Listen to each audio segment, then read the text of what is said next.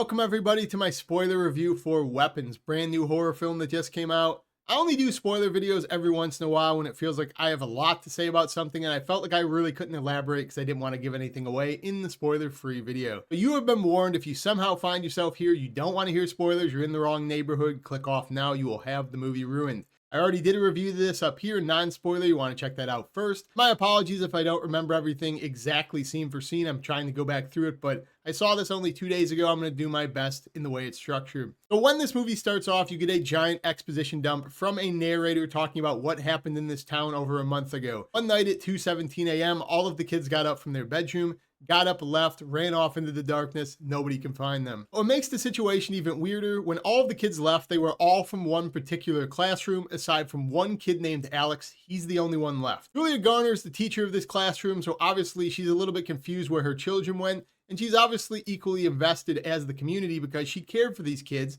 and you get to see a little bit of survivor's guilt through her character as this mystery unravels. But at the same time, the town does not care whatsoever. They want answers. They don't take her seriously. They are bullying, harassing her, which is pretty realistic to how I feel like this situation would actually play out. And I think Julia Garner is great in this film. Don't get me wrong. I think her and Josh Brolin steal the show. But it's during her segment, I think this movie is at its absolute peak. It's suspenseful. It's got tension. It's got legitimate scares. I think this movie is everything I wanted it to be. I was completely invested. Because during her segment, you have some of the most effectively tense scenes. You have a scene involving a door where somebody keeps knocking on her door, harassing her.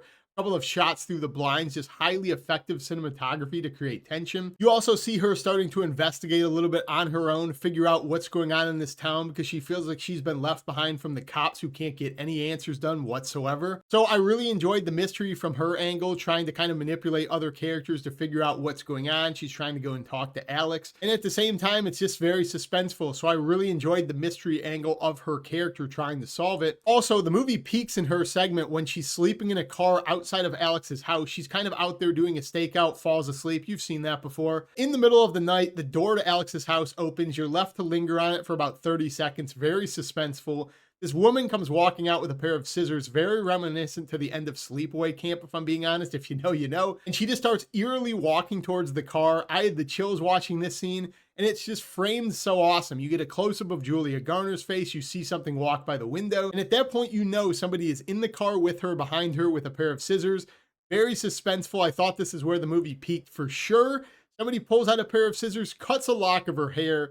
And at that point, I kind of did a sigh of relief and was like, red flag. I think I know immediately where this movie's going. They gave away too much. And it just cuts to black, moves to our next character, Josh Brolin, who is also a very strong character in my opinion. I also forgot to mention at the end of Julia Garner's segment, before she does the stakeout, the reason she is doing that is because she's tailing Alex's house. She looks through one of his windows and sees this very creepy atmosphere.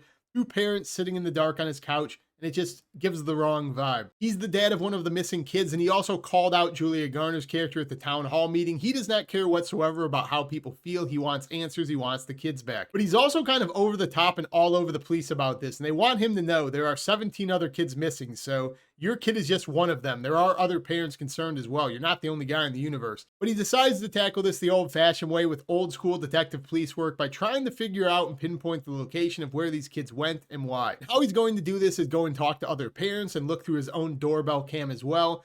Look at the ring footage of where these kids are running off to and try to triangulate their position of where they all overlap. After he gets done mapping out and overlapping the locations of where they started and where they ended, he kind of triangulates the position to be somewhere around Alex's house, which I felt like was kind of lazy at the time. I guess it's mandatory clearly where this movie goes, but they already said in the opening exposition that they have vetted this situation entirely. They said they talked to Alex about the situation. They talked to his parents about the situation. Nothing strange, no wrongdoing. So the fact that this movie will inevitably take place at Alex's house felt a little bit lazy to me and required massive suspension of disbelief because somebody would have figured out something is happening there. There's no way on earth this could go on for a month and nobody would have done a deep dive of this house and just searched it top to bottom over and over again and found these kids who are clearly sitting in the basement. There's also a dream sequence during his scene that would normally bother me a bit, but I thought it was pretty effective for him. He wakes up, he starts following his son outside of his house off into the darkness, but the way it's framed and lit is really effective and it's unsettling. And it leads up to this house where you actually get another one of the best scares or suspenseful moments of this movie where he's sitting on the bed talking to his son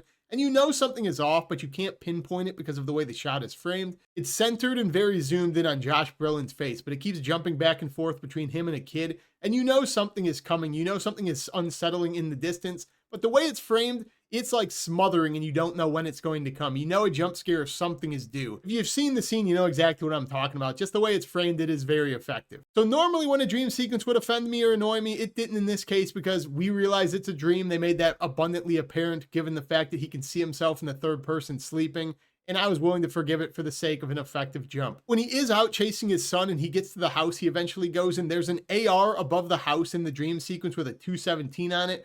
Maybe I missed the connotation for that in the explanation. If you have any idea, comment down below, let me know. I can make my metaphorical assumption for why that was put in the movie with kids gone missing, but I have no idea in the context of the story why there was an AR floating over the house. Just something completely out of place in my opinion. The next character we're introduced to is a cop, and this is where the movie kind of falls off a cliff, I think, because it's oddly comedic during these segments. The entire middle hour of the movie feels out of place tonally, like a dark comedy Coen's brother movie, more so than the movie we were getting before, The Strict Mystery. You're introduced to this cop. He's clearly an addict and struggling. He also hooks up with Julia Garner's character early in the movie, so you've seen him from before. You can tell there's something off with this guy, but when he's out patrolling, he finds this addict trying to break into a business, reprimands him, but also punches him in the face, gets caught on dash cam, so he's kind of covering up his own abuse. And at this point in the film, I feel like all of what's going on with this character and the next character, I'm sorry if I kind of jump all around, these two characters really interject soon, so they kind of overlap. It's hard to pinpoint which of which was their story, but he basically lets the addict go and says, do not come back to this town or I will find you and do things to you, because he knows he is caught on camera and he will lose his job and lose everything. We then move along to the addict, and you just spend like 30 minutes with this character scouring for supplies, robbing things, looting, going to the pawn shop, trying to make money, get drugs. Sort of necessary to move this plot along, but at the same time, I wish they would have done just about anything else as a plot mechanism. But anyways, you're following his character. He does overlap with the cop, as I've already told you the story. And eventually his character is going to break into Alex's house, scouring for things he can pawn off, and this is where he's going to see it's incredibly strange inside. He's going to see these kids in the basement and get the idea that he can collect the rewards money. This does lead to an effective scene involving a tent that does have the cop in him. It's kind of a red herring, but at the same time, I did enjoy this scene because I thought it was set up effectively enough. He wants the reward money, so they end up going there. The door opens creepily. He ends up walking into the house, goes missing for the entire day. We have no idea where he went. Before he eventually comes out at night, pulls the addict from the cop car, drags him into the house, and the characters are gonzo. The next character in the movie is the principal of the school, and his character is actually pretty brief, and I enjoyed his stint a good bit. But he's out shopping. He gets a call from Julia Garner early in the movie where she's telling him that she saw some strange things at Alex's house, but he doesn't have the authority to investigate. All before him and his husband are at home eating dinner, and this very strange lady who ends up being Alex's aunt, I believe she is, shows up, does some very strange things to him and his husband, and you start to realize that this is some form of witchcraft. She creates this weird little rob where she can control people. It's kind of like zombie mind control, and she causes this guy to go on a rampage, kill his husband, and be sent for Julia Garner. Also forgot to mention there is a scene in this movie with Julia Garner and Josh Brolin's character at the gas station where this guy shows up out of the blue zombified, chasing after them, full Naruto style running, and you realize whatever happened to the children happened to him because he looks the exact same way. But it's his scene that gives you the explanation for what he was doing at the gas station and why he did that, because when he shows up, it is off-putting and you're like, who is this guy? Why is he running like that? And all of this eventually leads to our last character, Alex, the one kid from the classroom who didn't go missing, and you start to get an explanation for why he didn't go missing. And I already said during my spoiler-free review, my core issue with this movie was tonal whiplash. It is oddly comedic, much like Barbarian was, but this movie feels like it kind of was just doing it for the sake of doing it. Highly effective first segments, oddly comedic middle segments that I don't even feel like needed to exist. You could have just written anything else. The movie would flow a lot better. All the way up into this ending with Alex where you start to get the answers, and they are batshit insane. I will give them credit for the ambition, because the setup of this movie was so intriguing as the mystery plays out. But when you get to the explanation through his segment, the more they started to elaborate, the less interesting I found this concept in hindsight. Sure, I'll give them brownie points for the mystery itself and how the mystery plays out, but when you get the answer to the mystery, I was just left with a thought, was this mystery interesting enough to spend that much time? Sure, you could say the destination is not as good as the journey. I would totally accept that. But in hindsight, I don't think the mystery was even that interesting, because when I have the answer, I don't think the mystery was ever even solvable. It's the same core issue I have with Longlegs. When the movie was built around finding this killer, these cryptic messages, these codes, You want to solve it as the viewer. You want to solve this mystery. But this is an unsolvable mystery. It's a paranormal mystery. It's something that there is no explanation for. And you might love the movie for that. But for me, it made all of the mystery elements of this movie feel half-baked and completely pointless, because when we get to the conclusion, nobody on earth could have solved this mystery. It was just completely out of left field and wild. It's completely random. But getting back on topic, so you have Alex's character and you find out that his aunt is coming to stay with him. This very strange looking girl with this odd red wig, and she's dressed like a clown. She looks very weird. First off, I predict also this will be a very popular Halloween costume. But anyways, her character moves in and then strange things start happening soon after. Her parents kind of become zombified.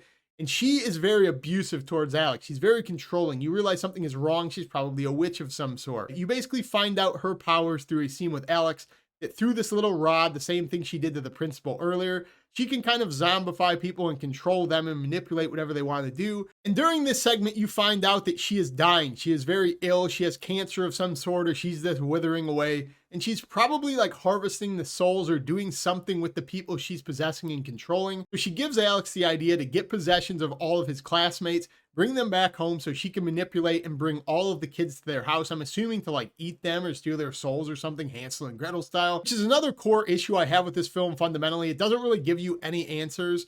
You might love this movie for that. Sometimes I do. This was not one of the cases.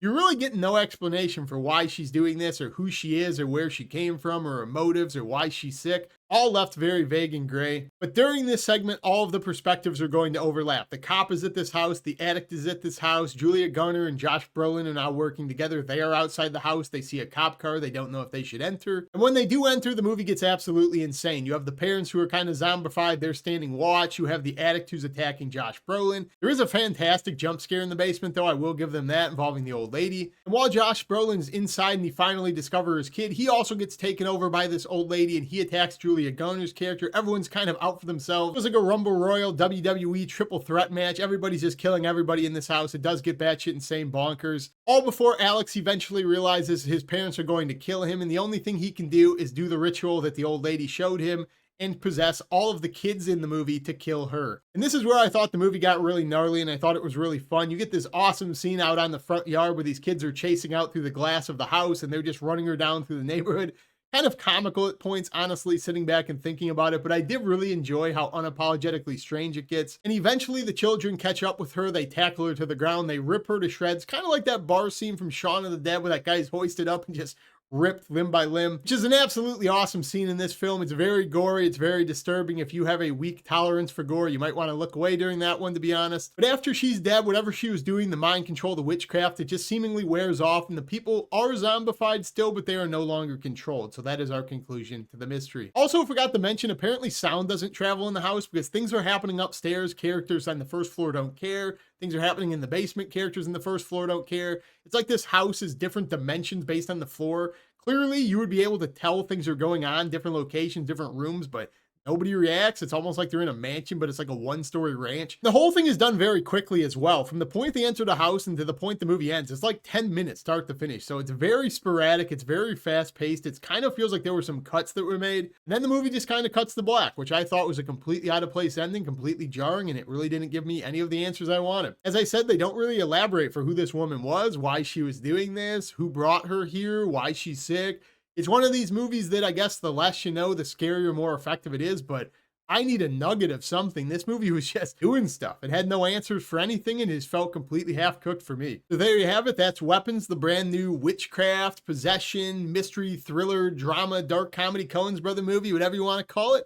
Movie did not fully work for me. I did not hate it by any means, but I do not understand the glaring reviews for this movie. As somebody who loved Barbarian, I feel like this movie is a massive step down. I can't ever see myself revisiting this. And I was just incredibly underwhelmed with this movie, so I wanted to talk about it. So let me know your thoughts down below. Let me know if you had the same issues I did. Was it all highly effective for you? Do you like the fact they didn't explain anything? Do you like the fact that this was so weird? Do you like the fact that it was so tonally jarring at points? For me, I wanted a little bit more suspense and scares. Join me down below. Like, comment, subscribe. I will see you in the next video. Peace.